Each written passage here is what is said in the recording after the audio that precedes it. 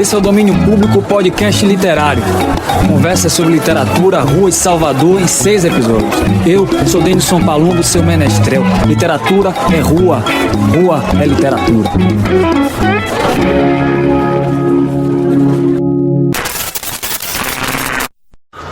O projeto tem apoio financeiro do Estado da Bahia através da Secretaria de Cultura da Fundo Cultural do Estado da Bahia, FUNSEB, Programa Aldir Blanc Bahia, via Lei Aldir Blanc, direcionada pela Secretaria Especial da Cultura do Ministério do Turismo, Governo Federal. Agora eu quero contar as histórias da beira do cais da Bahia. Os velhos marinheiros que remendam velas, os mestres de saveiros, os pretos tatuados, os malandros. Sabem essas histórias e essas canções. Eu as ouvi nas noites de lua, no cais do mercado, nas feiras, nos pequenos portos do recôncavo, junto aos enormes navios suecos nas pontes de Ilhéus. O povo de Iemanjá tem muito o que contar. Vinde ouvir essas histórias e canções, vinde ouvir a história de Guna e de Lívia, que é a história da vida e do amor no mar. E se ela não vos parecer bela, a culpa não é dos homens rudes que a narram, é que ouvistes da boca de um homem da terra, e dificilmente um homem da terra entende o coração dos marinheiros, mesmo quando esse homem ama essas histórias, essas canções, e vai às festas de Dona Janaína, mesmo assim ele não conhece todos os segredos do mar, pois o mar é mistério que nem os velhos marinheiros entendem. Podcast literário, domínio público, e vamos direto ao assunto. Com Gil Vicente Tavares, vai soltar um pouco o seu som, uma composição recente, e logo mais a gente começa com a conversa. Tempo de olhar pro mar, saber esperar. O que desta ponte se foi, noutro porto vai se encontrar. E o que mudar, vai como a maré, vem como o luar. E na volta que o mundo dá, o horizonte entorta, cada coisa perde o seu lugar. E o que importa é o tempo de olhar pro mar sem pensar no chão. Meu olhar que some no céu é mais do que toco com a mão. E o que mudar vai na amplidão deste mundaréu. E na volta que o mundo dá, o horizonte engorda, cada coisa perde o seu lugar. E o que importa é o tempo de olhar pro mar. E assim a gente começa no 6º episódio do podcast Domínio Público, podcast literário. O episódio de hoje é sobre o mar, o canto e a cidade. Então começou da maneira devida, né? E aqui eu já tenho uma pergunta para você. Isso não é entrevista nem nada, mas é uma pergunta bem formulada. A produção aqui tem tudo a ver com a letra e com o tema. O mar envolve o mestre maior Dorival Caymmi. Vamos nessa. E o mar, né? Um trecho de Mar Morto, bem selecionado aqui pela produção, tudo realmente de menestrel, só fazendo meio campo. E esse Mar Morto, que é a obra de Caymmi, que não existiria sem Jorge Amado. Estou dizendo que é a obra de Caymmi, porque eu acho que esse romance de Jorge Amado é transformado em idioma por causa de Caíme. Então, como você entende o mar como um elemento significador, né, em Dorival Caymmi e no Mar Morto, nessa obra literária? Olha, eu acho que Caymmi, a relação de Caymmi com o mar, eu estudei, né, eu li 2 biografias de Caymmi, li bastante coisa, né, para poder escrever o musical no centenário dele, né, eu escrevi o musical, que é Caymmi do Rádio para o Mundo, que estreou no centenário dele, e nessas pesquisas eu pude ver que a vida de Caymmi era, inclusive para a praia de nudismo, ele fazia nudismo com o Zezinho, que era o grande amigo dele, ele vivia lá no meio dos pescadores, nas praias de Itapuã, ele tinha um contato muito forte com o mar, né, e ao contrário de o que eu acho que Caymmi traz de renovação, assim, nessa relação com o mar, é porque ou quem vê o mar vê de lá distante, né, como a Sofia de Mello Breiner Anderson, que fala, né, tem aquele pequeno poema dela que eu não vou lembrar direito, mas que ela fala assim, que sejam esquecidos todos os dias que eu não olhei para o mar, mas assim, as coisas que ela fala do mar e que, enfim, os portugueses falam do mar, né, principalmente de Pessoa para cá, eles estão daqui, né, de cima de muretas, de cima de castelos, de cima de montes, né, ali em Sagres, em cima daquele morro gigante, né, daquela falésia ali, não sei como chama aquilo, olhando esse mar. Ou, muitas vezes acontece na história da literatura, uma relação dentro do mar. E aí a gente vai para talvez o maior romancista, segundo Jorge Luiz Borges, né, o romancista, que é Joseph Conrad, que, né, eu recentemente li Coração das Trevas e Na Linha da Sombra, e são 2 romances, né, novelas, não sei se a gente pode chamar de romance, mas eu acho que são romances que se passam no mar. E Caymmi fica nessa interseção, Caymmi fica na areia da praia, fica molhando os pés ali naquela onda que vai e que vem, e a relação dele é muito, sabe, ele olha para trás e vê a cidade, olha para frente e vê o mar, e fica naquele meio termo. Então, assim, eu acho que a presença de Caymmi, das canções de Caymmi, como elas surgem, né, como já diria Chico Buarque, eu não sei de onde vem aquilo, porque é um mistério como Caymmi faz o que faz, sozinho, separado. Ele talvez seja o único compositor do país que surge do nada, e é único, porque geralmente, né, por mais diferenças que a gente veja entre, sei lá, Noel Rosa e Ismael Silva, entre Caetano e Gil, entre, sei lá, Jobim e Carlos Lira, mas existe um movimento, pessoas que estão compondo num certo escopo, né, dentro de uma certa estética, de certos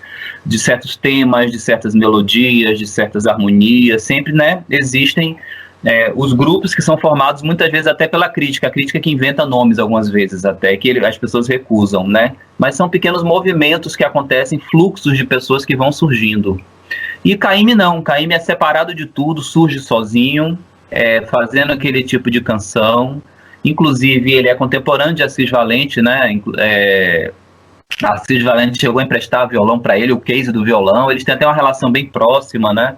Eu conto isso na peça, já não vou lembrar exatamente a história, que tem já, sei lá, 6 anos que eu fiz isso, 7.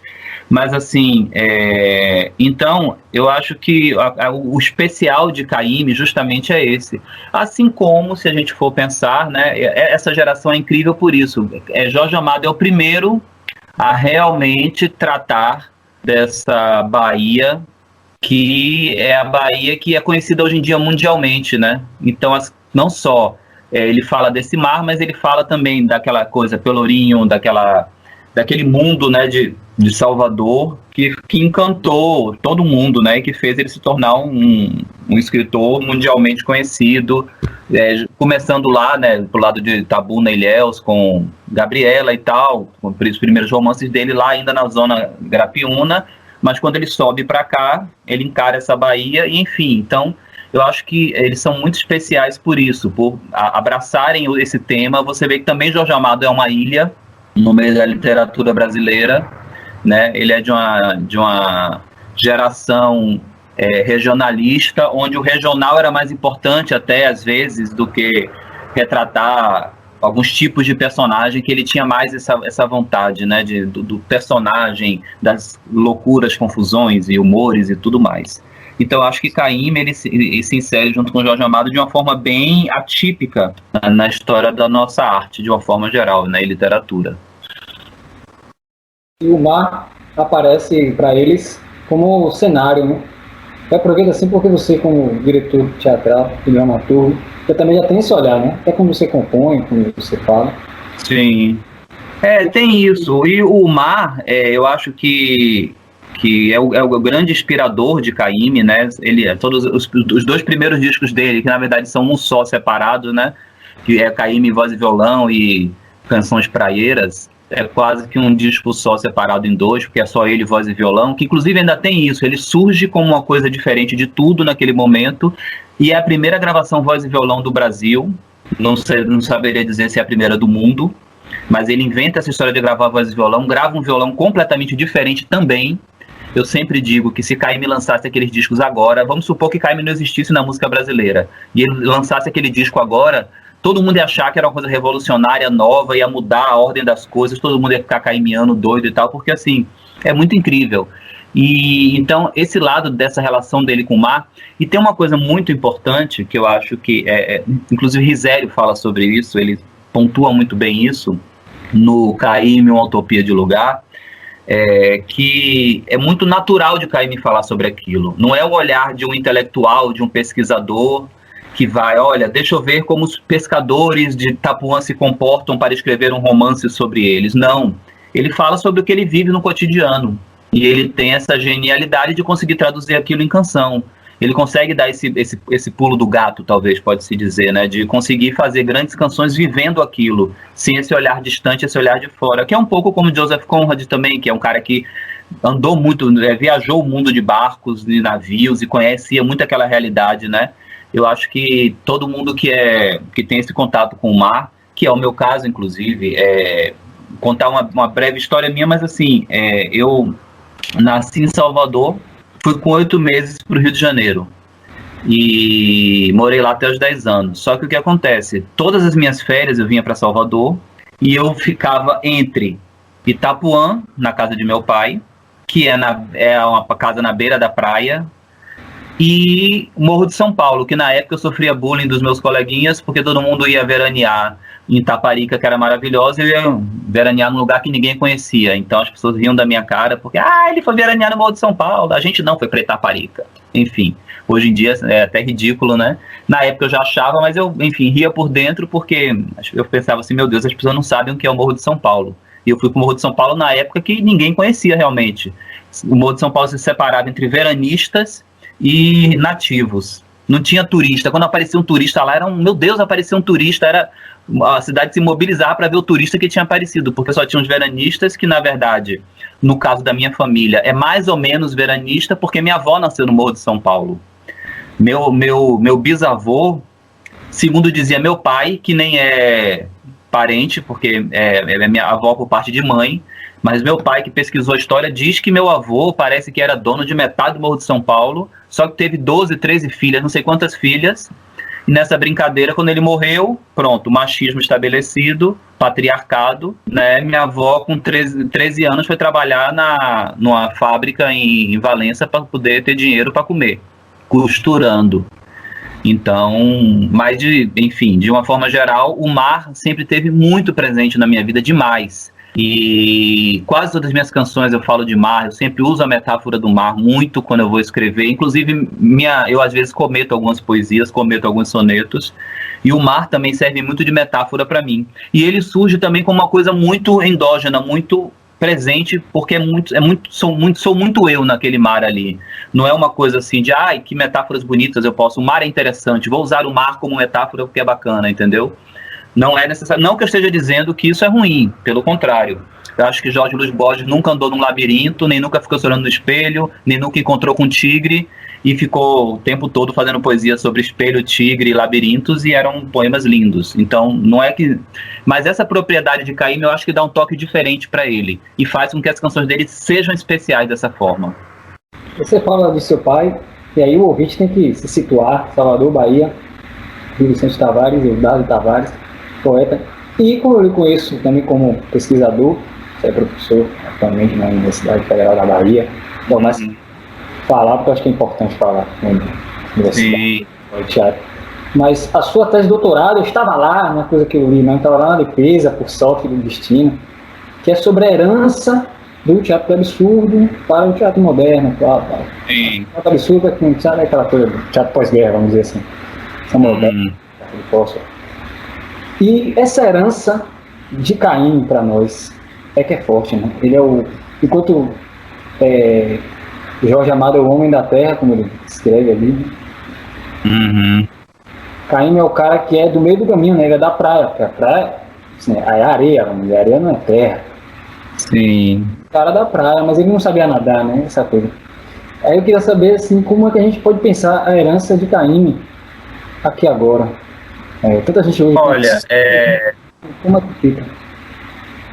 Eu acho que inclusive, os grandes compositores do Brasil foram muito espertos em entender que Caymmi é um ponto fora da curva, é uma exceção, né? E por conta disso, eu acho que a herança de Caymmi foi abrir os caminhos para essa coisa que eu falei, né? Dessas canções que são atípicas, que são diferentes. Ao mesmo tempo, ele trazer essa coisa do folclore de uma forma muito significativa também. Isso não foi ele só que fez, de Raquel Travares a tantos outros lá e tal. Muitos fizeram, mas ele foi o cara que ele transformou a música dele em folclore, ele fez o caminho contrário. Tem muita canção de Caymmi que parece que é algum samba de roda antigo, alguma ciranda antiga, que ele só tá cantando ali. Ele só pegou para cantar, e não, ele criou aquilo, entendeu? Então, assim, mas eu acho que o Caymmi é uma espécie de pai de todos, assim, fundamental da música brasileira. E o importante foi que, como não dá para fazer simples daquele jeito, porque o que mais incomoda no sentido de ser tão bom, né, de ser incrível, o que mais incomoda em Caymmi é que aquele sacana fazia umas canções que pareciam super simples, parecia que ele pegava assim 2 acordes, pegava um tema bobo qualquer do mar e falava uma coisa. Aí quando você vai ouvir aquilo é de uma grandiosidade, de uma beleza. E eu lembro, eu vou abrir um parênteses agora, eu ainda não tinha falado isso aqui com você nas outras conversas, né, que a gente não teve uns papos antes e tal, mas tem uma coisa muito linda, eu não sei se eles vão recuperar isso, espero que sim, lá no Museu da Palavra. Eu estava já em São Paulo há algum tempo, porque eu estava fazendo alguma coisa por lá, não muito tempo, né, mas acho que 5 dias em São Paulo já é muito tempo para alguém que ama o mar, né, e que ama essa coisa toda. E aí eu fui no Museu da Palavra, e tem aquela hora que você entra numa cúpula e logo no início entra uma voz, que se não me engano é de Betânia, falando um texto, acho que de Sofia Mello Breiner Anderson também, falando sobre o Brasil, o quanto ela gosta do jeito como o brasileiro fala.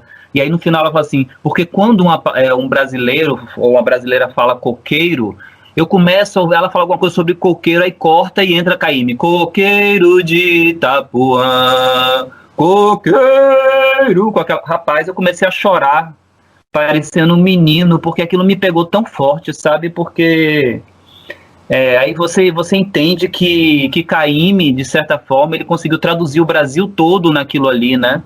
E nós somos uma nação que, enfim, fomos invadidos pelo mar, né? Tem isso que é muito importante. Nós éramos um continente completamente desconectado do resto do mundo, né? Os vikings vieram aqui, mas não ficaram e tal, tem todas as histórias.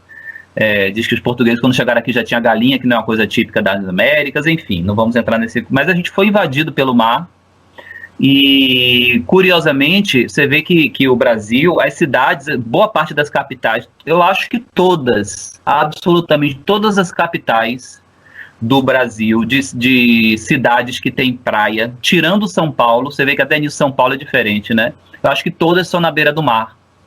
Todas as grandes cidades do Brasil são na beira do mar, as grandes capitais, né? Posso estar errado aqui em algum momento, mas eu acho que todas as que têm mar fizeram suas capitais na beira do mar. Com exceção, talvez, de Teresina, que né, é uma coisa ou outra que você acha que Teresina tem só uma nesguinha também de mar minúscula, né? Enfim, não tem essa grandiosidade de ter crescido pro mar, mas enfim, São Paulo, Teresina, mas de uma forma geral. E eu acho curioso isso, porque eu, quando estive na Alemanha, no ano passado, Eu sou meio aficionado por rios, eu adoro entender os rios, saber por onde os rios passam, por onde eles vão, até onde eles chegam ao mar. E quando eu estive em Hamburgo, né, Hamburgo é uma cidade portuária, uma das maiores do mundo, e me chamou muito a atenção porque Hamburgo é muito distante do mar. Ele pega o rio Elba, que é um rio larguíssimo, profundo, então dá para entrar até Hamburgo os maiores navios do mundo, eles não têm problema nenhum com isso, mas é distante do mar. A Alemanha, a França, você vê que você pega a Europa toda, não tem nenhuma capital que seja na beira do mar, né? Até Lisboa, que está na beirinha ali, mas ela está na parte de dentro do Tejo, né? No estuário ali do Tejo, se eu não me engano. Então, até nisso o Brasil tem essa relação com o mar muito forte. A gente ficou no mar e ali cresceu, claro, que porque com o descobrimento, né, com a invasão do Brasil, dos portugueses, eles primeiro tomaram a orla, né? Tomaram a costa toda para depois invadir, fazendo lá os acordos com os índios, matando todo mundo. Mas de início ficou nas costas. Então dá para compreender também por aí. Mas não tanto, porque se você para pensar em outras capitais que são muito mais recentes, é porque realmente é uma relação que eu acho que o Brasil tem com o mar, que é muito forte. E se eu não me engano, parece que é uma das maiores... a Bahia tem o maior litoral do Brasil, um dos maiores do mundo, né? O estado talvez com o maior litoral do mundo, tem uma história dessa sim, porque é muito comprido, né? A Bahia é quase triangular e a parte maior do triângulo fica pro lado do mar. Então é isso. Ilhéus é a maior orla do Brasil, isso eu tenho certeza. A cidade de Ilhéus. A cidade de Ilhéus, né? Você fala a gente pensar como o mar está presente na literatura estrangeira, mas esse mar do marinheiro, do bravador, isso. Essa é a diferença, né? Entre outras diferenças da nossa literatura. Exato, porque o europeu encara muito o mar como aquele lugar a ser enfrentado, porque desde a época da Grécia, né, a famosa frase navegar é preciso, viver não é preciso, que virou uma coisa filosófica, mas aquilo, se eu não me engano, foi Pompeu que disse, e porque ele precisava levar o trigo a Roma, precisava levar alguma coisa de alimento ou de algum metal, era alguma coisa que era muito importante para Roma, não, desculpa, para Grécia, não sei se foi Roma, não sei de quando, eu nem lembro mais, eu sei que até meu pai fala sobre isso naquele poema dele, né, que eu li para vocês, que até se quiser depois eu leio aqui, que é o Êxodo, que ele fala, né, que nunca gostou do mar e não sei o quê, que prefere ficar aqui curtindo as coisas e tal, enfim, é um poema lindo dele, e é uma frase que fala disso. Então você vai pegar as grandes navegações, os descobrimentos, as invasões, né? Aí tem a Invencível Armada, a Real Armada Inglesa, tem não sei o que, tem aquela coisa dos navios todos, né? A Europa tá muito contaminada por essa questão do mar como esse lugar de se enfrentar, da luta, da descoberta, do desbravar, sendo que somente em Portugal, porque Portugal virou um país, né, da saudade, por isso o fado cresceu tão bem lá, porque era um país que podia ser uma grande nação rica e próspera, né, porque invadiu o Brasil, né, e teve até Macau, quer dizer, rodou o mundo invadindo outros territórios, e não conseguiu chegar a isso, né, então eu acho que me permita recitar uma poesia, e eu lembro muito daquela poesia de Pessoa lá do Mensagem, que ele fala: Senhor, a noite veio e a alma é vil, tanta foi a constância e a vontade, resta-nos hoje no silêncio hostil o mar universal e a saudade. Mas a chama que a vida em nós criou, se a vida ainda não é finda, o fogo morto em cinzas a ocultou, a mão do vento pode erguê-la ainda. Dá o sopro, aragem ou desgraça ou ânsia, com que a chama do esforço se remoça, e juntos reconquistemos a distância, do mar ou outra, mas que seja nossa. É um poema incrivelmente lindo. Eu recitei isso ali no monumento dos navegantes, né, dos descobridores ali em Lisboa, lá em Belém, no bairro de Belém. Eu recitei isso olhando para o mar e viajando muito nessa coisa, né, o mar universal e a saudade, né, essa coisa que tem lá, que acabou o mar ficando muito uma coisa de saudade para Portugal, de melancolia, né. Você falou do poema de Pessoa, e para mim, navegar é preciso, viver não é preciso, chegou com Fernando Pessoa. Sim. Quando você fala que é anterior, talvez, de um grego, me ocorreu aqui pensar o duplo sentido da palavra preciso, Exatamente, pois é. Cálculo é uma questão de astrolábios, vamos dizer assim, e viver não. Quem vive fazendo cálculos, nós não vivemos dados, números, e estamos gravando aqui de forma remota por causa de uma pandemia que assusta os números e assusta muito mais os números, porque sabemos que é pior, né? Porque mas isso foi, eu acho que foi Pompeu, foi um general romano que falou isso. E é engraçado porque tem justamente... Como é? Traduziu para o português, acidentalmente, o idioma português deu essa beleza de poema. Sim. Eu acho que a pessoa sacou isso, com certeza. Falou, calma, navegar é preciso. Pois é, e aqui, ó, eu até pedir ajuda ao Pai Google de Oxalá, e tem aqui lá em latim, né? Navegare necesse, vivere non est necesse. Que deve ser, né? Que gerou o nosso necessário, né? Precisão e necessidade, né? Pois é, mas essa tradução para o português é incrível porque traz esse duplo sentido, né? Do que é preciso, no sentido de precisão, de exatidão, de agudeza, né? E aí dá um sentido incrível para esse verso. É isso que Caim mostra. A obra dele é precisa, mas porque é necessário. Pois é, ainda tem isso, né? Uma vez... essa precisão toda é muito fluido, como o mar, é muito natural, né? A composição de Caim. Talvez por isso ele compôs muito pouco. Sim. Tem uma conversa famosa que acho que foi...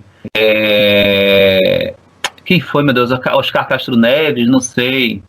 Algum produtor musical que chegou para Jobim e falou assim: engraçado, né, Jobim? Caim me compôs tão pouco, só umas 140 músicas. Aí Jobim olhou para ele e falou assim: mas não tem nenhuma ruim. Tipo assim, ó, todos nós fazemos merda, né? Faz música como uma porra, erra, acerta. Eu lembro que o Só Danço Samba, ele não gostava muito. O Vinícius tinha vergonha dessa música um pouco, porque achava muito boba. Todo mundo sempre, né, faz aquelas canções lado B, antigamente, né, falando aqui para o povo das antigas. Hoje em dia o povo não sabe nem mais o que é CD, quanto mais lado B de vinil. Mas tinha aquelas canções que a gente chamava de lado B, né, que ficavam do outro lado do vinil, que era para compor o disco, mas que muitas vezes não funcionava, não eram grandes canções, era mais para você poder lançar um LP. Muitas vezes aconteceu isso.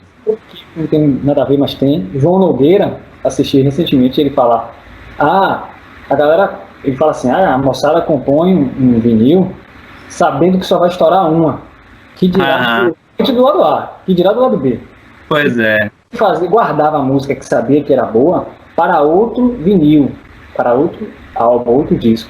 Mas Nogueira disse: eu faço tudo direitinho, eu boto as melhores em todo o meu vinil. Eu acho que Caim nesse sentido também, igual João Nogueira, e nesse sentido eles são parecidos mesmo, e compor com emoção, né?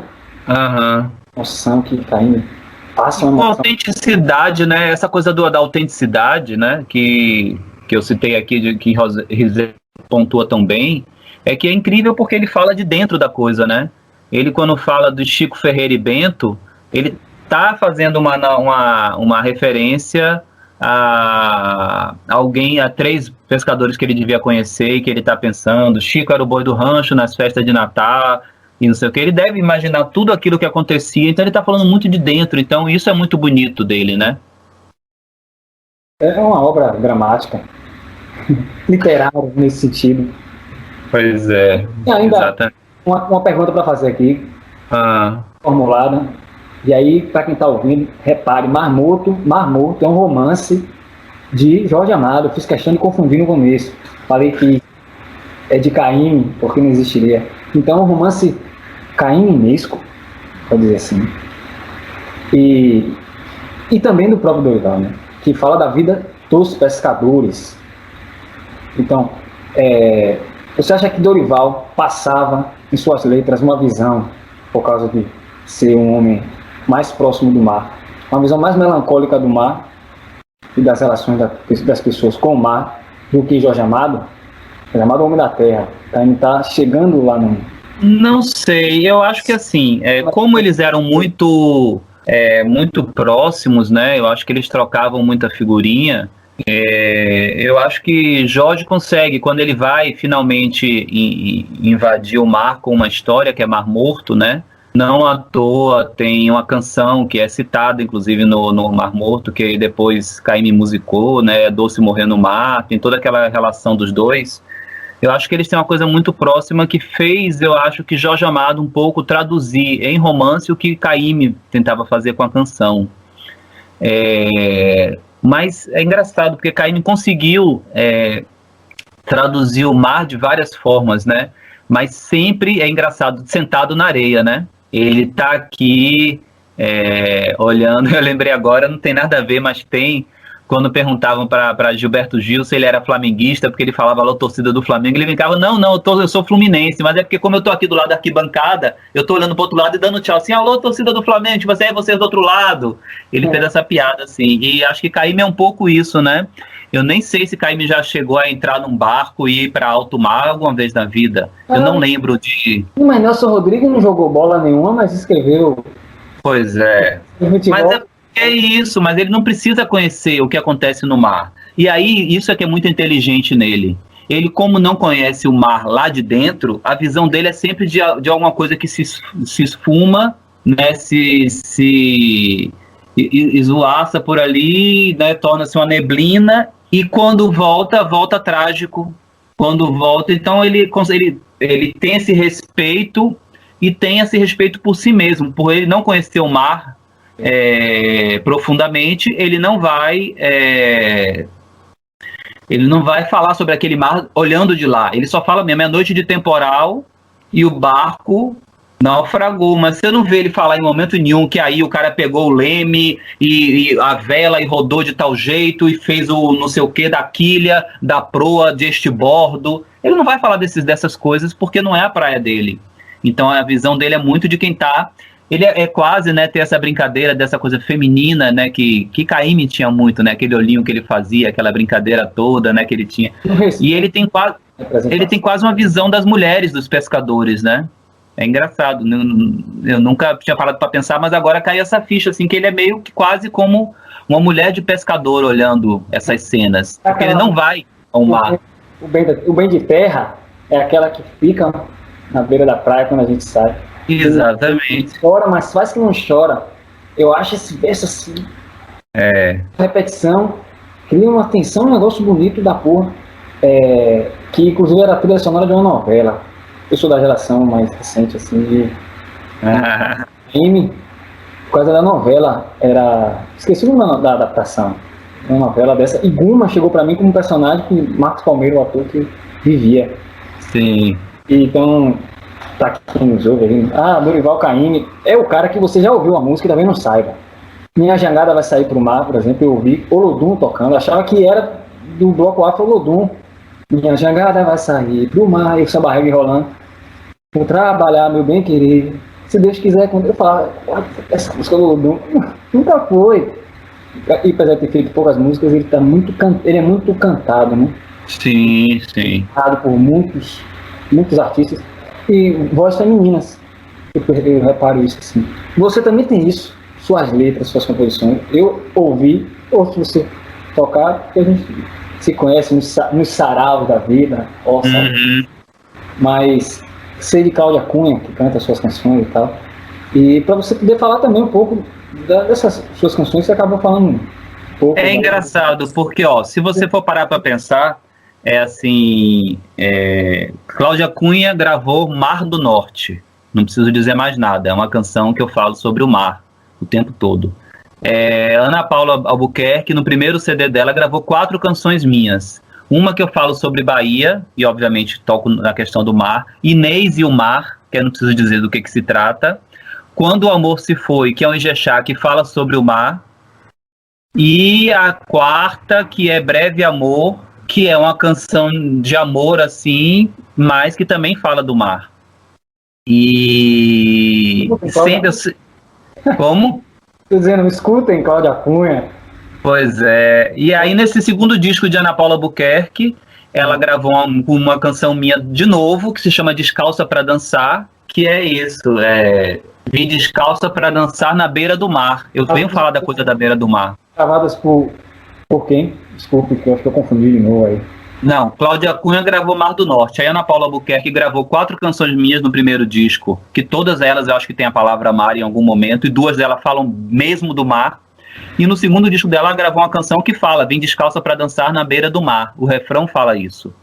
E agora, Emanuele Araújo me encomendou uma canção para o novo trabalho que ela quer fazer, que tem muito a ver com Bahia. E ela começou a falar muito que estava querendo falar de coisas do mar, o mar. Ela pegou uma canção minha antiga, que é Caíme Puro, que o refrão diz assim: água do mar bateu, casco do barco se molhou, o pé na areia se perdeu, o vento gritou, já é de manhã, peixe pulou, que é uma canção que eu fiz com o Luiz Felipe de Lima, um parceiro meu lá do Rio de Janeiro. E ela pegou essa canção para cantar e falou: porque tem tudo a ver com mar, fala de mar, eu quero muito falar dessas coisas. E aí eu fiz uma melodia, mandei para ela gostou muito da melodia, eu falei: rapaz, será que eu emplago outra música no disco de Emanuele? Aí me veio a inspiração um dia, eu até mandei para um amigo meu letrista, depois eu falei: velho, você não vai fazer mais essa letra não, que eu já fiz. E fiz essa canção, né, Tempo de Olhar pro Mar. Tomou conta, né? Pois é, e fiz a canção e acabou ficando vai ficar nesse CD também, né? Consegui emplacar a segunda canção aí no trabalho de Emanuele. E tem uma coisa especial sobre essa canção. Eu lembro que quando minha avó morreu, uma prima da gente, muito sensível, uma pessoa que eu gosto muito, Mônica, ela falou sobre os olhos de minha avó, que parecia um mar do Morro de São Paulo. Minha avó tinha um olho verde também. E minha mãe herdou e eu herdei de minha mãe. Então aí tem uma trilogia. Herança. Pois é. E minha mãe também tinha uma coisa de ela sempre que estava muito mal, ela lá no Rio de Janeiro, quando não estava muito bem, ela pegava o ônibus que às vezes fazia o caminho maior, só que um ônibus que passasse pelo mar. E aqui em Salvador, na época também, quando a gente pegava ônibus, que ela vinha me deixar no Sartre, né, na época que eu morei em Brotas, depois a gente conseguiu morar na Barra e fui andando, eu lembro que ela às vezes falava: Gil, vamos pegar esse ônibus aqui que vai demorar um pouco mais, mas eu tô precisando olhar o mar um pouco. Então essa canção foi muito inspirada por essa coisa de minha mãe, né? Esse tempo de olhar pro mar. Você falou o quê? Primeiro, a herança que você já tem aí dessa relação com o mar. E ela estava afim, sua mãe estava afim de olhar o mar na Bahia. Porque se ela veio do Rio, mar não lhe faltava. Caim morava no Rio de Janeiro, morou um tempo no Rio de Janeiro.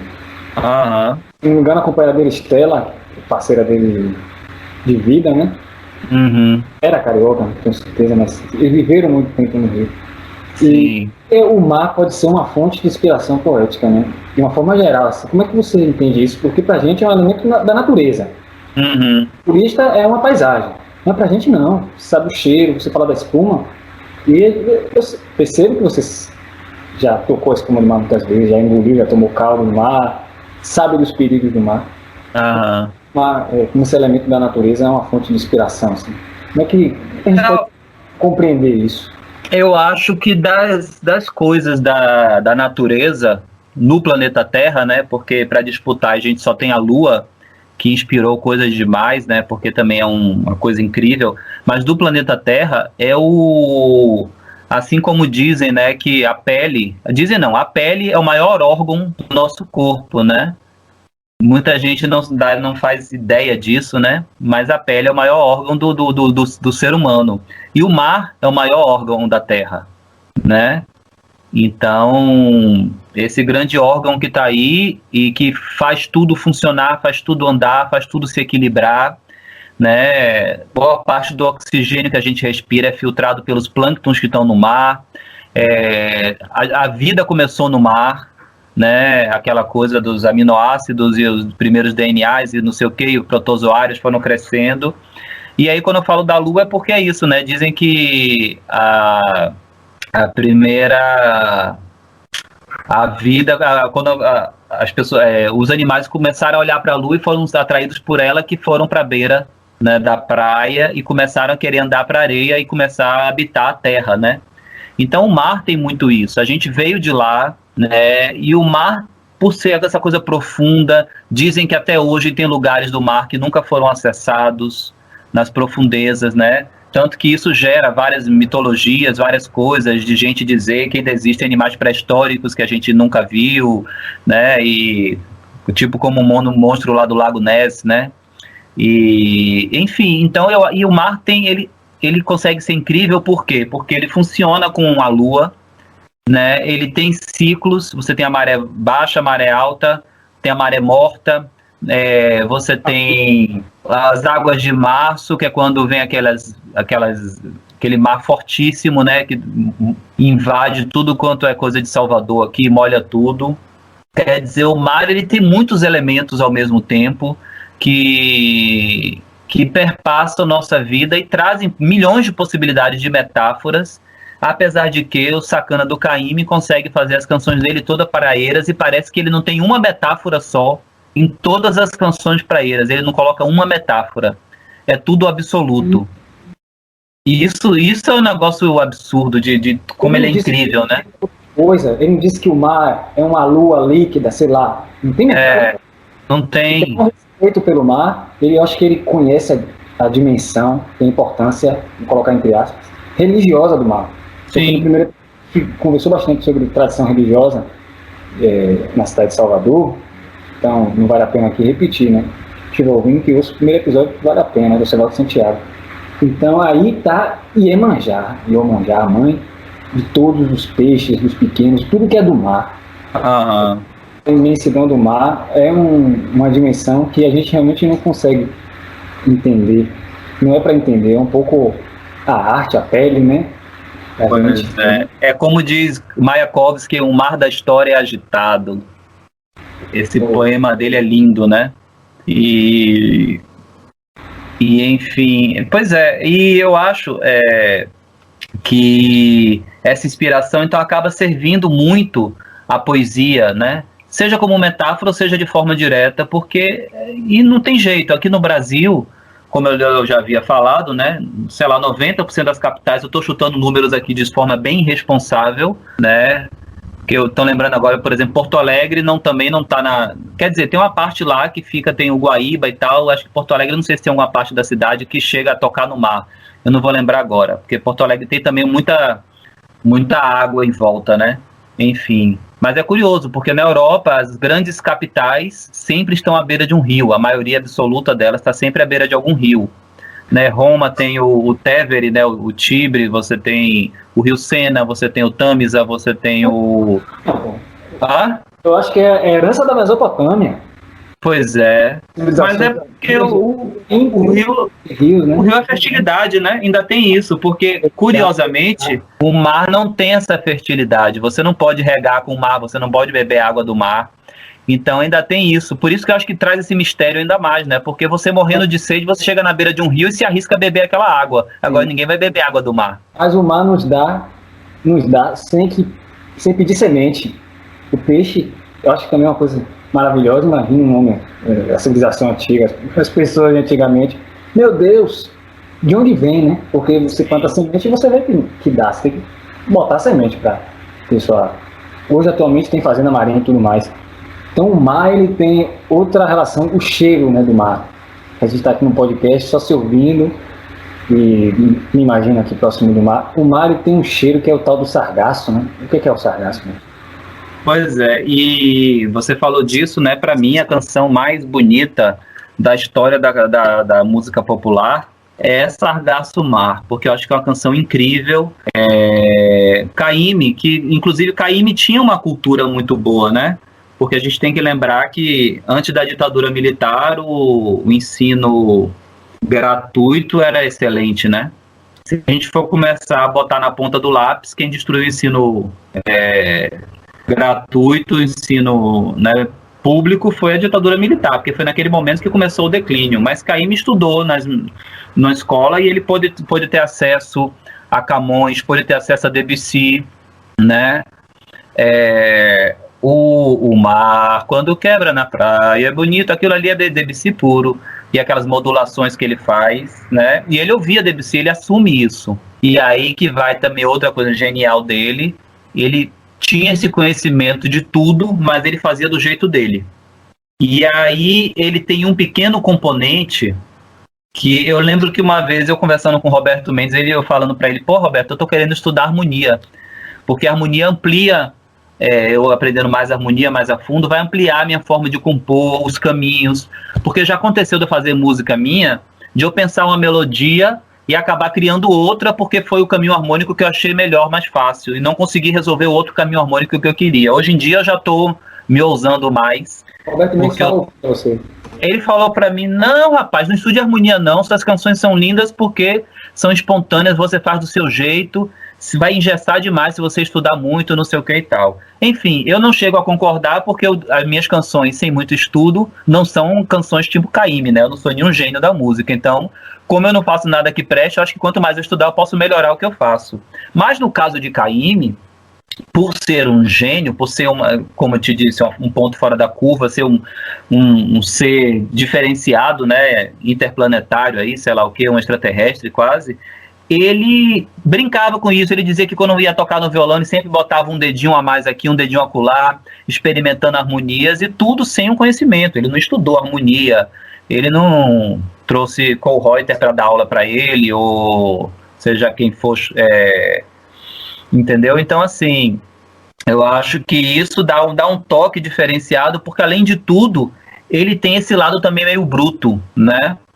E meio bruto, quase bruto, né? Porque, assim, ele não alisou os bancos da academia para fazer as canções dele. E essa brutalidade, que em muitos aspectos a gente sente que pode ser um diamante bruto que poderia ser lapidado, sabe? Tem vezes que eu ouço algumas canções. Agora mesmo eu fiz um sarau da Osba, né, homenagem a Capinã, e aí eu, ouvindo algumas poesias que o público mandou, eu lembro que teve um cara específico que leu uma poesia que eu olhei e falei, rapaz, que negócio bonito que ele criou, um copy desk aí, se ele sentasse com o Ildásio Tavares da vida, para fazer um copy desk desse poema, ele teria um grande poema na mão, porque tem isso, né, a poesia... Você tem que estar sempre mexendo, percebendo o ritmo dela, mudando as palavras. É uma coisa que, se deixar, você muda sempre, né? Sempre vai achar algum tijolinho para botar, uma coisinha para mexer e tal. E Caymmi não. Caymmi já nascia com tudo pronto ali, de forma quase natural e fluida. E não tinha medo de fazer o óbvio. Então, você pega uma canção que, se você... tentar analisar do alto da academia, do alto do castelo das academias, né, o castelo de cristal das academias, você pensa e fala assim, poxa, andei por andar, andei, todo caminho deu no mar, andei pelo mar, andei nas águas de Dona Janaína, a onda do mar leva, a onda do mar traz, quem vem pra beira da praia, meu bem, não volta nunca mais. Isso é tão bobo, tão simples, tão rasteiro, tão qualquer coisa, e ao mesmo tempo é de uma beleza e de uma profundidade. Então esse é o grande lance de Caymmi, né? Porque ele ia no mais simples, né? Eu sempre lembro da história de João Gilberto, que quando ele via que tinha alguém fazendo muita presepada, ele ficava assim, tá cabeceando demais, tá cabeceando demais. Ele usava essa expressão para quem tava fazendo muita firula, muita presepada, entendeu? E Caymmi não cabeceia em momento nenhum. O negócio dele tá ali, entendeu? Se a melodia é para ser isso, vai ser isso, entendeu? E, por exemplo, uma das coisas das lições que Caymmi me deu foi que eu, quando estou compondo, por exemplo, essa canção que eu cantei para vocês aqui, é uma canção que ela é cheia de modulações. Depois que eu faço a canção que eu vou ver, tem tanta modulação na minha canção que... às vezes eu vou mostrar para algum músico mais jazzista e tal, os caras fazem uns comentários sobre minha música que nem eu sabia que tinha feito aquilo. Mas antes de qualquer coisa, eu estou preocupado em fazer uma melodia que seja fluida e uma canção que seja bonita e que possa ser cantada. Então, às vezes até uma cantora que não vai cantar uma música me fala, pô, essa música tem umas armadilhas, tem umas modulações aqui, tem umas notas, né, diferentes, você está fazendo as músicas mais difíceis, mas para quem está ouvindo, muitas vezes, aquela música parece que é a coisa mais fácil do mundo de ser cantada. Quando a gente estava ensaiando o musical sobre Caymmi, eu lembro que os atores iam ensaiar alguns sambinhas de Caymmi, achando, um sambinha qualquer de Caymmi, e depois, rapaz, aquela canção é difícil, tem umas notinhas ali que são as armadilhas, só que isso não parece, entendeu? Você ouve Caymmi. Outro dia eu tentei fazer esse exercício, eu peguei uma música de Caymmi que me parecia bem simples, e aí falei, vou cantar ela aqui a capela, sem violão. Não consegui afinar a canção de jeito nenhum. Falei, rapaz, que música difícil, olha que cara escroto, velho. Ele faz umas canções, às vezes empenadinhas, né, muito bem elaboradas, mas que você ouvindo parece que tem 2 acordes, parece que... Parece, Pois é. está abaixo da superfície é 98%. A gente vai falar tanto do mar não, porque esse é um episódio à parte, falar do mar. Inclusive tem um amigo meu que é oceanógrafo. Sim. Isso. Mas Caim não é o cara do mar também, é o cara da praia nesse time. Fala, exatamente. É meio que para o mar. Tem essa... eu sinto, né, uma coisa bem pessoal, que sua fala também mostra isso, esse sentimento de Caim, de respeito com o mar, pela importância cosmogônica do mar, tudo que você falou sobre a raça humana, os seres na Terra saíram sim. da luz da lua. Isso, enfim, a poesia é natural, não tem metáfora nisso, isso aconteceu. Não tem. A ciência comprova. E aí, velho, sobre o musical, você selecionou as músicas, né? Lógico que você colocou Sargasso Mar. Você tem de qual letra? Tenho, eu sei de qual a letra. É mais bonito uma pessoa quando fala, né?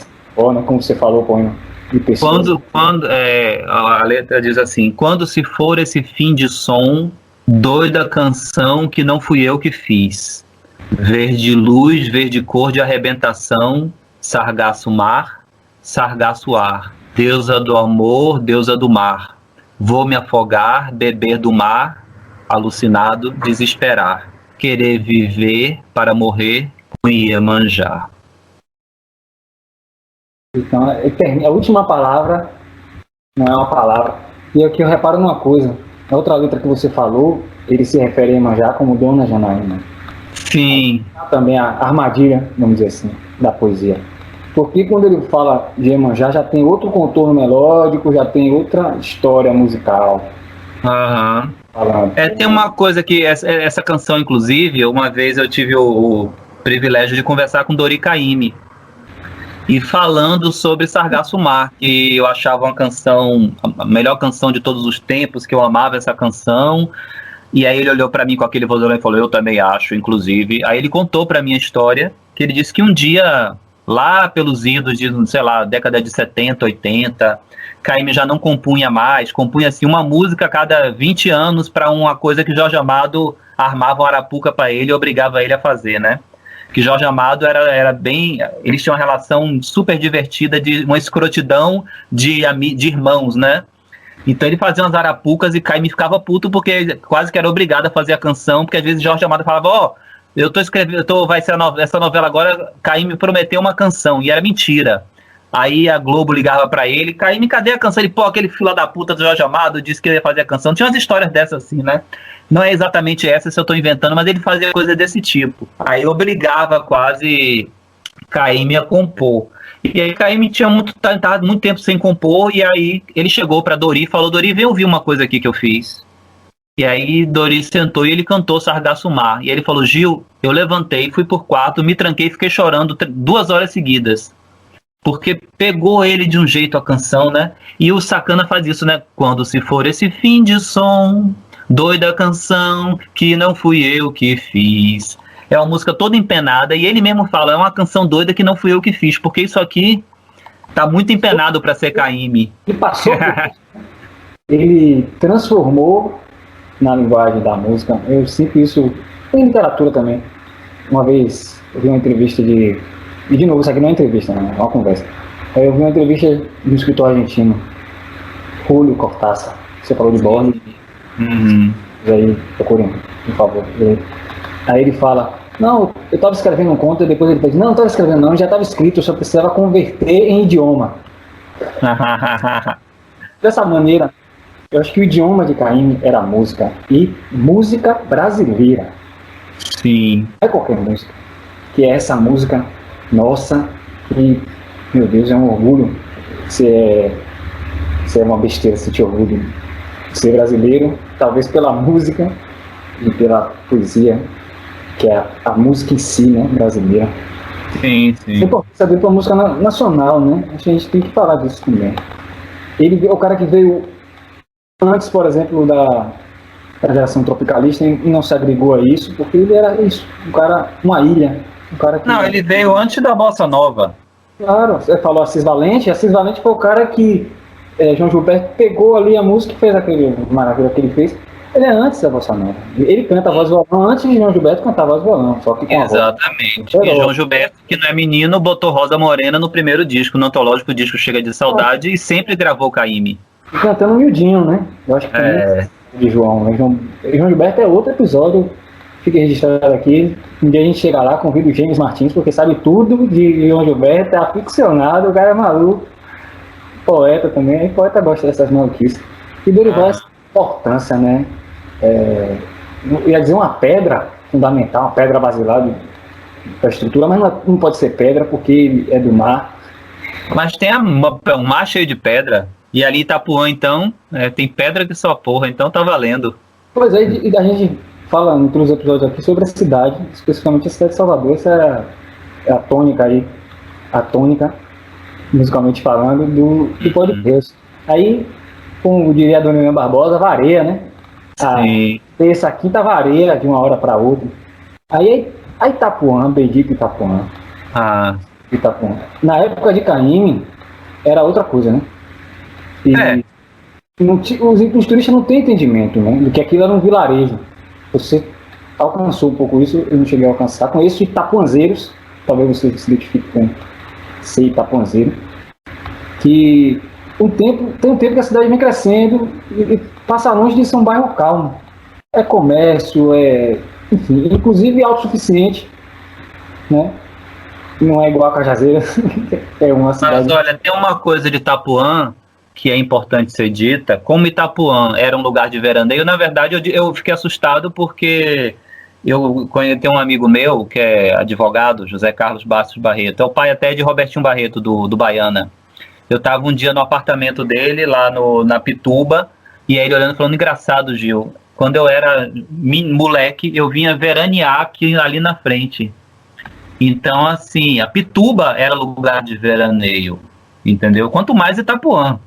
Então, assim, agora o que aconteceu com Itapuã? Por ser um lugar de veraneio, então é muito comum se construir casas na beira da praia, né? Inclusive muitas até desrespeitando aquele limite da marinha, mas enfim, como era um lugar meio mangueado e não tinha um controle muito grande, acabou que Itapuã gerou uma estrutura onde o mar está protegido, infelizmente, por casas, a maioria é casa de barão, tem um pouco essa coisa, mas se você vai naquelas ruas todas, Rua K, Rua J, Rua não sei o quê, né, e você vai depois, que vem logo depois, que é onde meu pai morava, na Pedra do Sal, aquela região toda ali, você vai ver que o mar é todo protegido por casas, então você, ali não passa ônibus, não tem uma grande movimentação, então boa parte da praia de Itapuã ainda é muito protegida. Então é interessantíssimo como há um tempo, não tanto tempo atrás assim, eu fui na Rua J ou na Rua K, não lembro qual delas que eu fui. Parei o carro, comecei a andar, velho, parece que você ultrapassa um portal, porque depois que você ultrapassa o iniciozinho da praia, quando você olha tem barco de pescador, tinham tirado as barracas todas, então é um isoporzinho no canto, e de repente você se vê enfiado em outro lugar, até porque Itapuã não foi ocupada, essa região não foi ocupada pela burguesia, né, pelos playboys, pela galera crossfit, não sei o quê. Então é muito um povo de Itapuã que frequenta, um povo muito tranquilo, né, e esse povo moreno daqui da nossa terra, né, que é negro, que é índio, que é misturado com alemão e português, aí você vê aquela coisa assim muito Bahia e que ainda remete muito a Caymmi. Isso é bonito, porque Itapuã ainda conseguiu, na praia, preservar isso por conta da sua estrutura de crescimento, de desenvolvimento.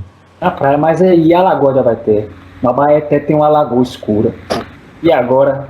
Bom, aí vou te falar uma outra coisa. Maldita pandemia, você vê como essa importância também de... Isso para qualquer artista, a despeito de Caymmi, de registrar um momento, né?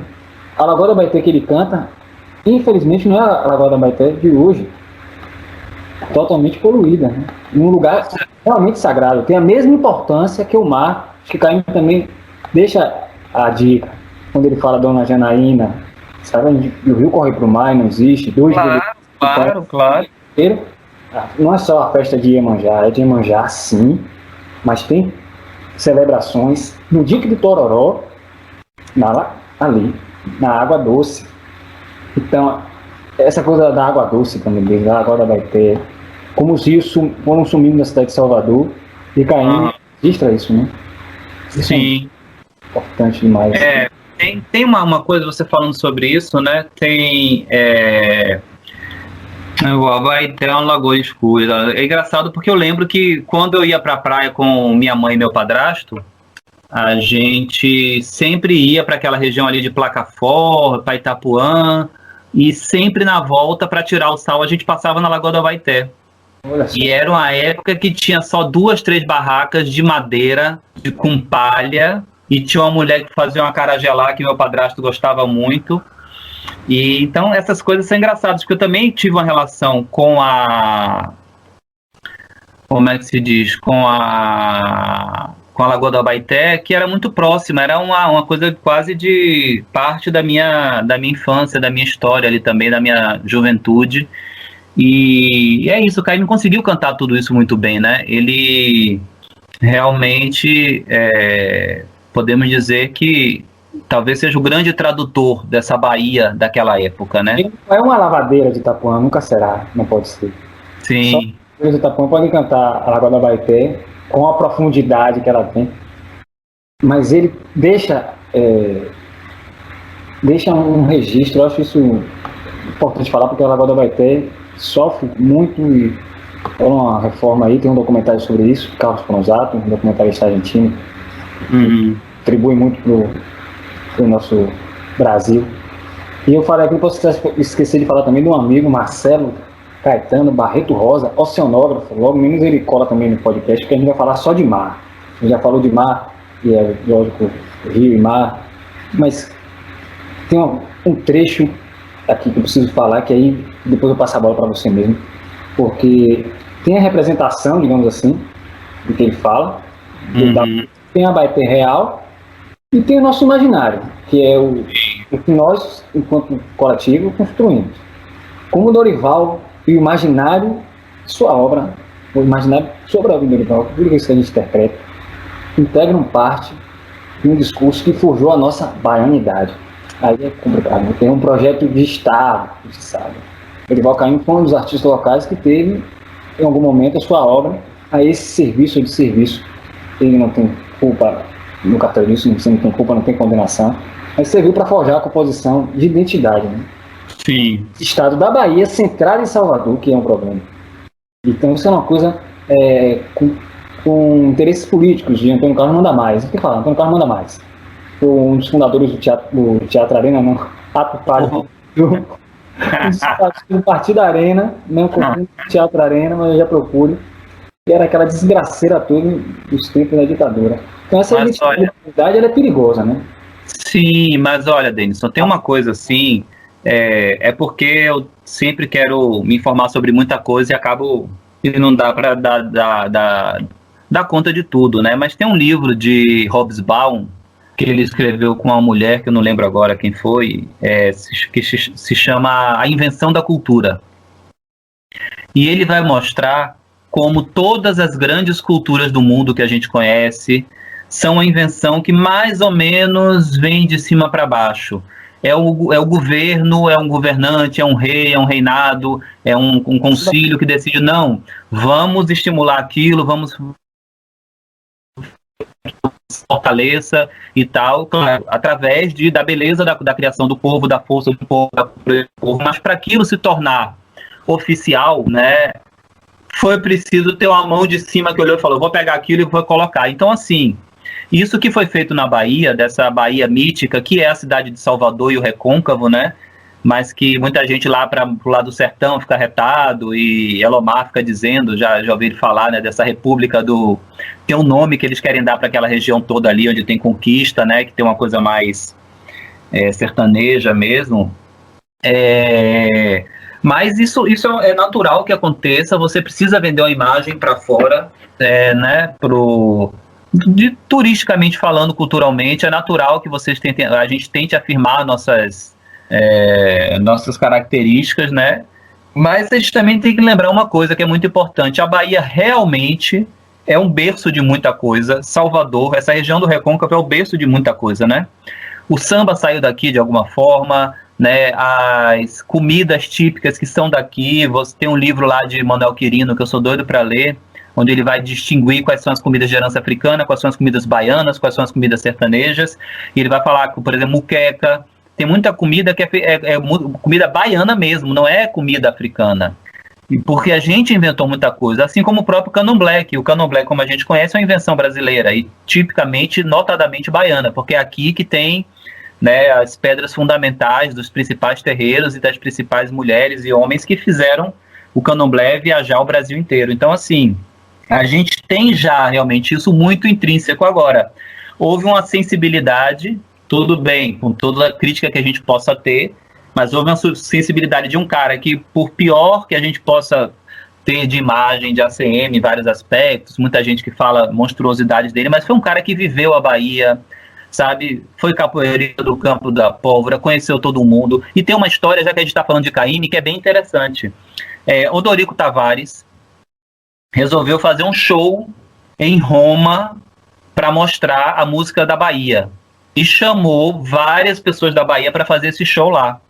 E aí, todos voltaram para o Brasil, menos Caymmi, porque Odorico e Caymmi foram fazer um tour rodar pela Itália. E quem estava junto com Odorico e Caymmi era uma espécie de assessor, né, um estagiáriozinho, um braço direito ali de Odorico, que era Antônio Carlos Magalhães. Então, Antônio Carlos Magalhães foi o cara que rodou a Itália com Dorival Caymmi. Isso não é pouca coisa, isso dá um valor para ele, independente de qualquer coisa, independente do que possa se dizer, né?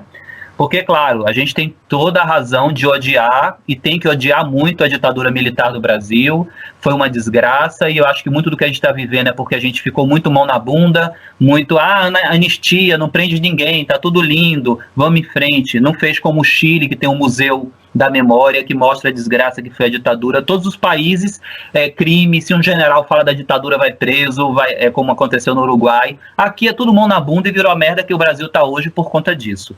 Então, deixando isso bem claro, por exemplo, a gente não pode, às vezes, esquecer que um Castelo Branco era amigo de Raquel de Queiroz. E no início logo da ditadura militar ele estava por ali, ele tinha um outro olho para as artes, para a literatura, tanto que ele convidou Adonias Filho para ser presidente da Biblioteca Nacional. E Adonias Filho, que para quem, espero que vocês tenham ouvido, quem está ouvindo a gente falar desse cara, se não corram atrás, porque ele é um dos maiores romancistas do mundo. Não é do Brasil, não, é do mundo, Adonias Filho. É um cara incrível. Inclusive tem um romance, Luanda Beira Bahia, que vai falar muito do mar. É o mar que conecta tudo. E é um romance muito bonito dele, mas ele é um cara incrível. Então, acontece isso. Às vezes nós temos os déspotas esclarecidos, né? São caras que não deixam de fazer a desgraça toda que fizeram, mas às vezes, pelo menos, tem essa sensibilidade de sacar esse tipo de coisa. E num momento como é o que a gente está vivendo no Brasil, fica muito claro isso.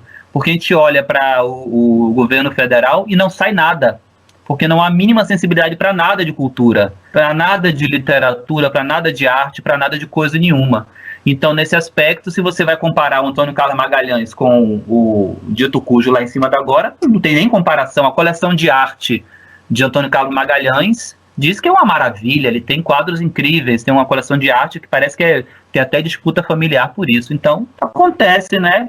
E foi importante você ter formado essa Bahia, porque realmente é uma cara que é muito nossa mesmo. Há quem diga até que foi Jorge Amado e Caymmi que inventaram essa Bahia, que é tão mítica hoje em dia, mas eles, pelo contrário, souberam foi traduzir muito bem aquilo que a gente tinha aqui. E aí dá para comparar esse projeto de baianidade com o de caribenhanidade, falei embolando aqui. Que é o terceiro, né? Ele completa a Santíssima Trindade, né? Claro que envolve... Quem vai dizer que não é um grande artista? Né? Pois é. Gabriel Garcia Marques. Independente dos prêmios, dos outros. Ele contribuiu também. Sim. É uma outra questão. Claro. Falou de tem um episódio do podcast que a gente tratou sobre a marginalidade na literatura, então gêneros que estão à margem. E aí foi Cuica de Santa Amaro para um lado e Adonias Filho, porque ele representou o Largo da Palma, que hoje é um lugar marginal, mas que na época era o centro. Então, esse desloque, o discurso de baianidade de Caymmi, aqui agora, não tem nada a ver com com esse aspecto negativo. Eu vejo dessa forma, talvez. Sim. Restou um saldo positivo também, mas a gente também tem que pensar, né, que essa identidade, ela virou coisa de publicidade, né? Você falou do Roberto Mendes é um dos compositores de uma música maravilhosa dele com Carlos Brau, que era jingle da TV Bahia, que a gente sabe. Jorge Portugal, maluco. Roberto Mendes é Portugal. Que é uma maravilha. A letra é uma maravilha. É linda. Foi uma encomenda do poder, né? Mas aí a pergunta mesmo assim. Você acha que tem outras leituras possíveis, né? Porque além dessa identidade publicizada, já há 3 décadas, também é importante dizer, isso é datado, né? Período depois da ditadura, nessas marcas, de aleijada, com o baiano, sorria você estar na Bahia. É um discurso oficial mesmo. Ele foca outras possibilidades, né, de compreensão e de leitura da nossa cidade. Aí vai para uma discussão que aí seria mais 50 podcasts para falar sobre isso. Outro dia eu até participei de uma conversa sobre Salvador, né, a convite de 3 entidades e tal, no aniversário da cidade. E foi um papo bem legal. E eu repeti. Com quem você conversou mesmo, só para lembrar? Foi com Camila e com Clício. Clício largou vários, eu acompanhei. Exato. E assim, eu toquei num assunto que para mim é muito caro falar sobre isso, porque eu acho que é uma discussão que merece sempre voltar, que é aquela velha frase, que eu já esqueci quem é o dono, porque muita gente brigou por ela, pela autoria, que é: Salvador é uma cidade devastada pela alegria. Então a gente tem um problema muito sério, que é essa alegria exacerbada, e eu sempre falo que é aquela coisa da dose, né, que se você toma um pouco é remédio, mas se você exagera vira veneno, né, tem sempre, né, como tudo na vida, se você exagera, né, uma cervejinha é uma coisa ótima, se você se entope de cerveja, você passa mal, vomita, acorda de ressaca. E Salvador tem esse problema com essa alegria exacerbada, essa que vira quase a selvageria, uma coisa, e vira esse padrão que você fala, né, de você chegar uma vez eu cheguei no Pelourinho para trabalhar, né, eu não vou para o Pelourinho passear, raramente eu vou para isso. Aí quando eu fui chegando perto de uma baiana, eu vi a baiana toda se mexendo, olhando pra mim, dançando, dando um sorriso. Aí fiquei olhando pra ver se ela tava com fone de ouvido, não tava ouvindo música em lugar nenhum. Aí ela foi se aproximando de mim, fez um sotaque daquele de novela e começou a oferecer coisa pra mim. Eu falei, meu Deus, quer dizer, um estrangeiro vai chegar aqui no Pelourinho e vai ter uma baiana sambando pra ele e dizendo coisas assim de bem-vindo ao Pelourinho. E aí vira uma coisa super artificial. Também não vou saber quem fala isso, mas existe uma regra que diz que uma cidade é boa para o turista quando ela é boa para o local, para quem mora na cidade. Então o Pelourinho seria um lugar incrível se fosse bom para quem mora no Pelourinho, e acaba não sendo, porque é um lugar que boa parte do tempo fica vazio, né? Foi desabitado, essa coisa do Bye Bye Pelô, que o bando de Chatolodum tão bem retratou, que foi tirar todos os moradores de lá. E não houve uma ocupação eficiente e suficiente para que ali tivesse vida, né, pudesse ter mais padarias funcionando, pequenas lojas, coisas que funcionassem para o local e que aí naturalmente iam fazer para o turista funcionar também. Porque você anda em qualquer grande cidade, a loja de souvenir está do lado de uma loja, você chega lá na Alexanderplatz em Berlim, você tem uma lojinha de souvenir de lembrança, do lado tem uma loja que é tipo aquelas 1,99 da Avenida 7, que só quem entra é o alemão para comprar coisa barata. Porque as coisas funcionam muito assim, né? Se você faz uma coisa muito só turista, e não sabe administrar, porque como é que você tem como é que o Balé Folclórico da Bahia não faz apresentações sistematicamente num teatro só para ele, digno, grande, para 600 lugares? Por que não se pensa em fazer uma coisa assim? Por que não se pensa em manter um repertório de peças de teatro, espetáculos musicais, falando de coisas de cultura da Bahia, de cultura do Nordeste, do Sertão? Por que não se pensa no investimento que realmente mostre uma cara da cidade? Claro, há algumas ações que são inegáveis. O Museu do Carnaval, eu acho que é um grande tento de ACM Neto, da gestão dele. entendeu? Tenho minhas diferenças com o museu, algumas questões que eu sei de problemas em relação a Armandinho Dodô e Osmar, várias outras questões, mas que não vem ao caso agora, mas é importante que aconteça. Parece que vai sair agora a Casa da Música, que me parece que vai ser um projeto muito bom para a cidade. Então até se pensa um pouco nisso, mas ainda é muito pouco para o que a cidade podia oferecer em termos culturais, em termos de sua força. E aí fica só nessa de baiana dando risada, capoeirista e não sei o quê, mas a fundo mesmo, o que você tem de consistência, né, que você possa mostrar? Porque se um cara chegar aqui e falar, eu quero ver a obra de Caribé, ele vai onde? A gente tem uma pinacoteca da cidade de Salvador, onde a gente possa ver Calazans Neto, Caribé, Santos Caldaferri. Não tem, a gente não vê essa galera. A gente fica... Então, quer dizer... É um problema sério que a Bahia tem de conseguir, ao mesmo tempo que ela faz essa imagem folclórica da gente e vende para fora, ela não consegue alimentar a própria invenção que ela fez de uma forma digna e certeira. E acabamos sendo só uma cidade que é isso, é boa para beijar na boca, tomar cachaça e mijar na rua. E essa imagem eu acho que a gente precisa mudar, porque o povo acaba tratando Salvador assim também. Exatamente. O que você fala me deixa muito contente, realizado, porque esse podcast tratou, nessa sua fala aí, nosso podcast tratou de tudo que você falou. Porque passou pela tradição religiosa, que não está salvaguardada, que é brasileira, que é nossa. Passou sobre a marginalidade. Em Pelourinho, Fábio Mandingo passou por aqui, um cara que morou em Pelourinho. Também acontecimentos históricos, a gente debateu sobre isso. E como Salvador é palco, digamos, para esses acontecimentos. E Dorival Caymmi é um acontecimento histórico, vamos dizer assim. Também falamos do Carnaval, com Francel Cruz, na figura de Moral Moreira, como ele fala, Moraes Moreira. E Caymmi, e por sorte, eu acho, né? Por sorte a gente está conversando, agora você falou tudo isso. Caymmi é uma cidade também da Bahia, né? Grande sorte porque a gente está regravando isso aqui, né? É bom que se diga, é remoto, à distância, então tem vários perrengues no meio, né? Mas a gente consegue. E vamos chegando às considerações finais, e assim é sempre a hora que eu pergunto qual é o seu domínio, porque seu domínio público, podcast literário. Eu sou Denilson Palumbo, menestrel, eu faço o meio de campo. Mas qual é o seu domínio, além de ser professor da Universidade Federal, além de ser fundador do Teatro Nu, escritor, mantinha lá o blog, ou mantém o blog, fala sobre a cidade, Salvador, dramaturgo, poeta, escritor, herdeiro e tantas coisas do poeta Drauzio Tavares. Mas qual é o seu domínio para quem estiver escutando, para não quero ouvir mais as músicas de Gil, procurar o site? Olha, como é?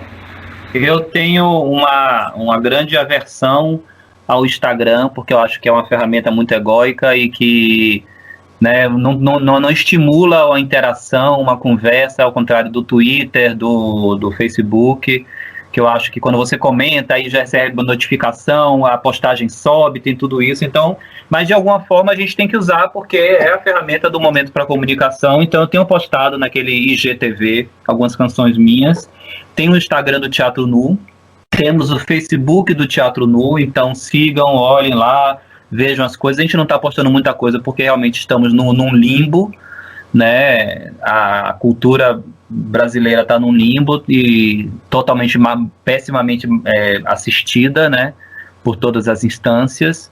Essa lei Aldir Blanc foi um tapa-buraco, mas o buraco é muito mais embaixo. Eu fico pensando como vai ser a retomada disso tudo. Não vai ser simplesmente, vou voltar, botar minha peça em cartaz, ponto final, acabou. Não vai ser assim.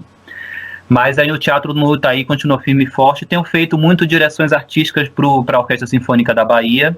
Então, se você for no YouTube da OSBA, tem lá Solário, que foi um trabalho que eu fiz com poesia e música clássica.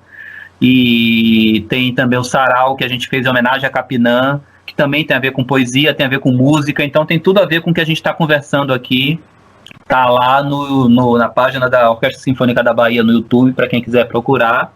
E também tem os meus perfis pessoais, onde eu posto minhas coisas, muita coisa de política, né, aviso logo, para quem não quiser acompanhar essa parte. Tem outras coisas também que eu posto, de arte, de cultura. Acabei, inclusive, de fazer um texto sobre As Velhas, de Adonias Filho, que para mim se configura como um dos maiores romances da humanidade e talvez o grande romance sobre a formação do Brasil. É um negócio inacreditável. Não sei se você leu, Denison, mas se puder, leia. e a gente até conversa depois sobre isso. Não precisa fazer um podcast não, mas eu tenho muita vontade de conversar com as pessoas sobre esse livro, porque eu fiquei assustado do quanto esse livro é, assim, para mim, Adonias se tornou um dos maiores romancistas aí, junto com mais um ou dois ou três no máximo do Brasil. É um cara incrível, um dos maiores do mundo, realmente é inacreditável. Então, tem de tudo um pouquinho lá para quem quiser conhecer. Viu? Tem um site do Teatro Nu onde tem meus artigos. Há muito tempo a gente parou de escrever. Eu cheguei a convidar outras pessoas. Você citou James Martins. Era Ordeb Serra, James Martins, Márcio Correia Campos e Cláudio Marques. Tinha um grupo bem legal, bem heterogêneo, que escrevia artigos. Só que quando começou, desde o impeachment de Dilma para cá, o negócio ficou, né, quando abriram as portas do inferno, ficou muito complicado a gente escrever, porque ou se falava sobre o que estava urgindo falar, que era as questões políticas atuais, e aí tinha muita gente melhor para falar sobre isso, ou a gente ficava num limbo falando sobre assuntos que não estavam interessando ao momento. E é impressionante como de 2016 para cá, quase o assunto é só esse, porque realmente tem que ser também, não tem para onde correr, porque a gente está cada vez afundando mais no país, e é preciso falar sobre isso, mas eu não sou a melhor pessoa para escrever artigos sobre essas questões, então deu tudo uma esfriada muito grande. Eu espero que o Brasil volte aos eixos para eu começar a poder ter a parcimônia e a calma, né, e a fleugma de poder escrever sobre políticas soteropolitana, cultura, turismo, seja lá o que for, de uma forma mais amena e não nessas trevas todas que está o Brasil. Eu acredito que se o Brasil mudar de fato, o começo é em Salvador, Bahia. Me desculpe. Não duvido, não.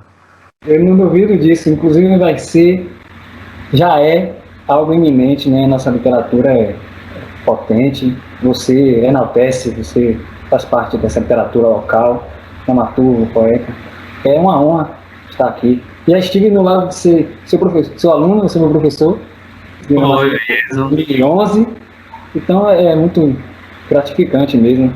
E fica essa mensagem também aí, um lacadinho que com certeza vai escutar esse podcast, a galera do Projeto Rush, com certeza.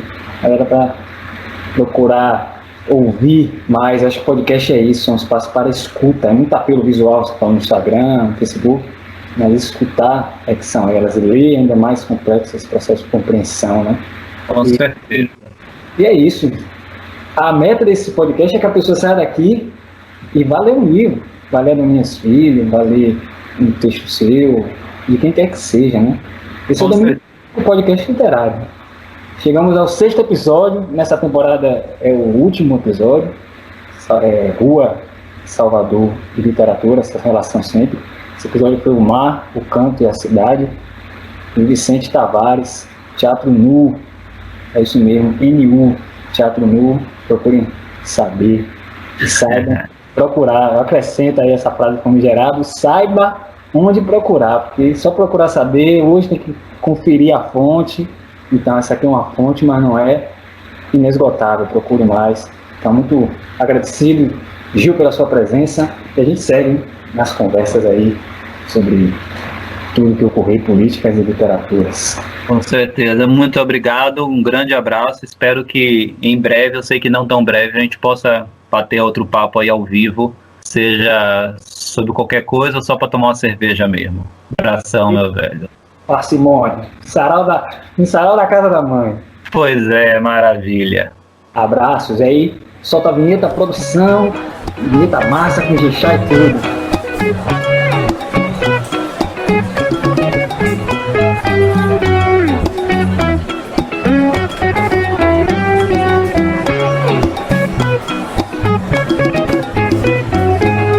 Esse é o Domínio Público Podcast Literário. Conversa sobre literatura, rua e Salvador em 6 episódios. Eu sou Denilson Palumbo, seu menestrel. Literatura é rua, rua é literatura.